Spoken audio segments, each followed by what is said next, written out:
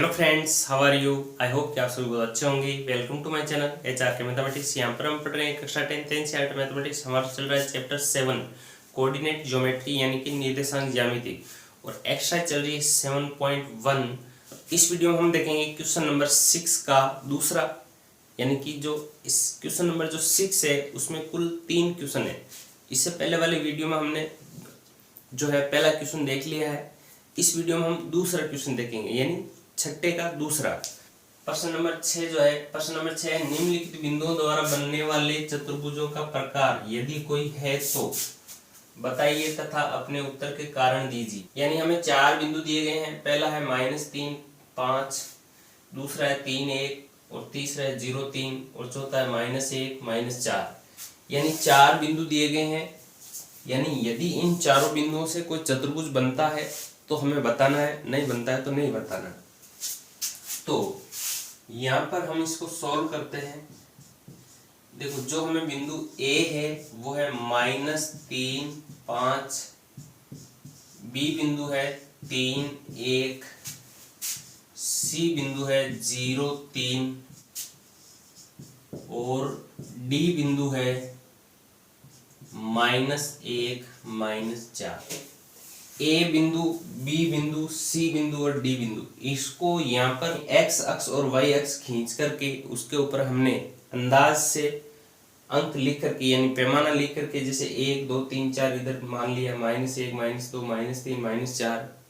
इसको भी हमने मन से मान लिया, इधर -1, -2, -3, -4, -5, और इधर 1, 2, 3, 4। यानी आप इसको कॉपी में भी बना सकते हो। यानी कॉपी का जो पेज है उस पर भी आप ऐसे लाइन खींच करके, ये एक x अक्ष खींच लो, ये x, ये x डैश, ये y, और ये y डैश, और यहाँ पर अंदाज से 1, 2, 3 इधर ऐसे दे करके, और आप बिंदु दर्शा सकते हो। बिंदु दर्शाने से हमें क्या है, पता चल जाता है कि A बिंदु कहाँ आ रहा है, B बिंदु कहाँ आ रहा है, C बिंदु, D बिंदु, और उनसे किस प्रकार की आकृति बनाई जा सकती है।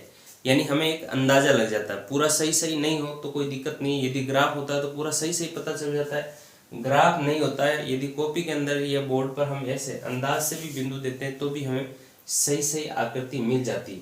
तो इसके अंदर देखो, इसके अंदर क्या हुआ कि जो हमने A बिंदु दिया -3, -5, x बराबर -3, y बराबर -5, ये A बिंदु यहाँ आया, और B बिंदु है x बराबर 3, y बराबर 1। B बिंदु हमने यहाँ दिया, B बिंदु x बराबर 3, y बराबर 1। C बिंदु है x बराबर 0, y बराबर 3। C बिंदु x बराबर 0, यानी x पर कहीं नहीं चलना है, और y बराबर 3।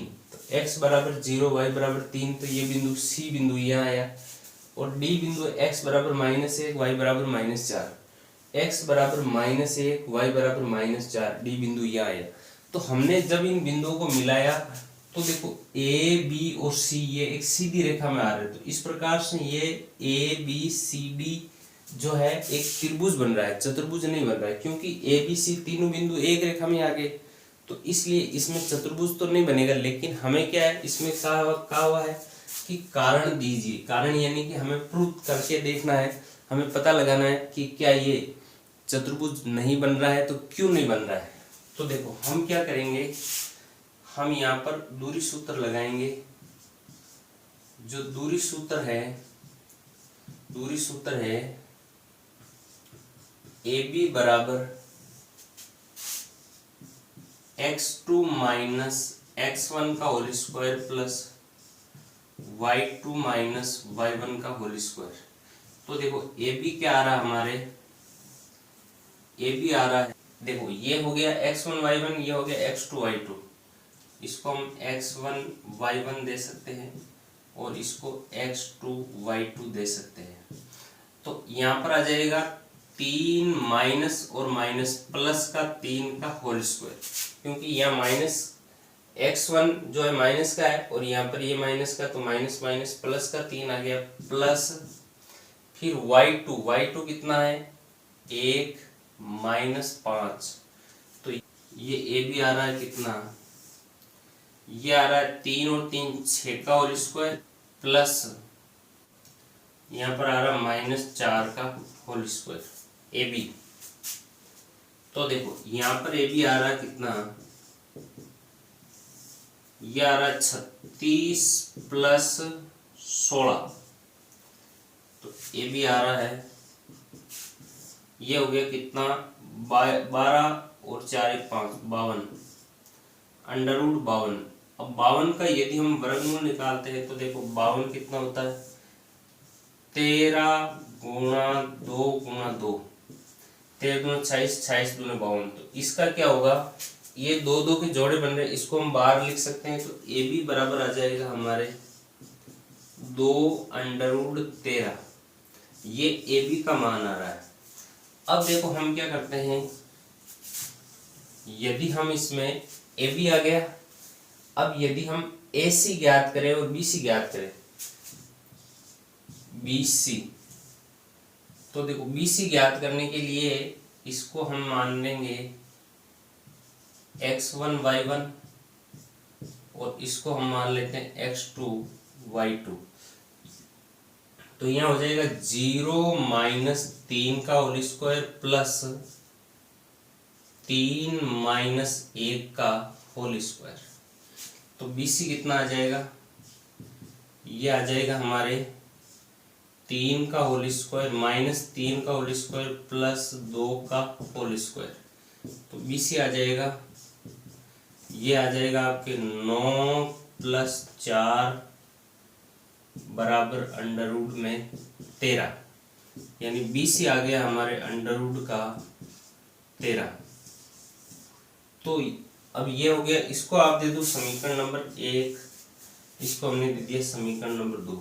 अब हम BC ज्ञात कर लिया, अब हमें AC ज्ञात करना है।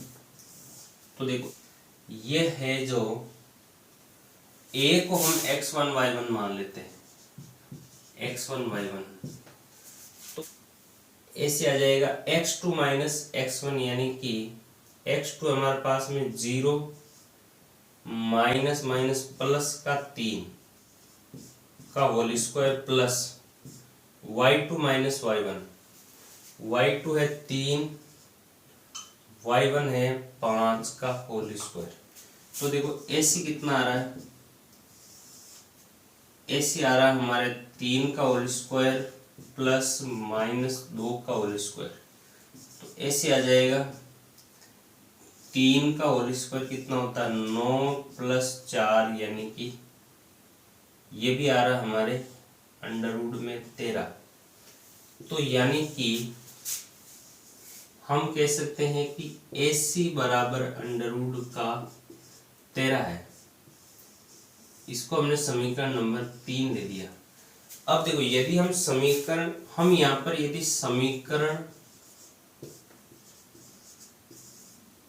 वे 3 को जोड़ने पर, यानी समीकरण 2 और 3 को जब हम जोड़ते हैं तो क्या होता है, क्या आ जाएगा BC प्लस AC बराबर under root 13 plus under root 13, यानी इसका मान भी अंडर रूट 13 आ रहा है और इसका मान भी अंडर रूट 13। तो अंडर रूट 13 कितना हो गया, BC प्लस AC बराबर आ जाएगा 2 अंडर रूट 13। अब जो 2 अंडर रूट 13 है वो हमारा समीकरण नंबर 1 है। तो समीकरण 1 से हम लिख सकते हैं BC प्लस AC बराबर AB। तो यहाँ पर यदि BC प्लस AC बराबर AB आ रहा है, इसका मतलब हम लिख सकते हैं कि बिंदु A, B और C तीनों